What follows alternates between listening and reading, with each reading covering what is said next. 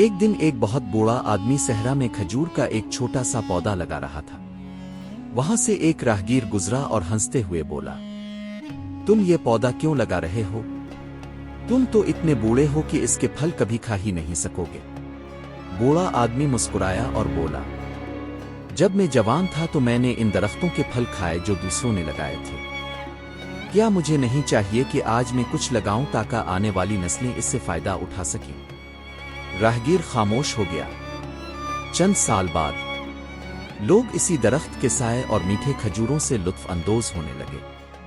وہ بوڑھا آدمی تو یہ منظر دیکھنے کے لیے زندہ نہ رہا، مگر اس کا ثواب اللہ کے ہاں جاری رہا۔ سبق: نیکی ہمیشہ کرو چاہے تم اس کا نتیجہ اپنی آنکھوں سے نہ دیکھ سکو۔ اللہ ہر خلوص کے ساتھ کیے گئے عمل کو لکھ لیتا ہے، اور تمہارا چھوٹا سا عمل بھی نسلوں کی زندگی بدل سکتا ہے۔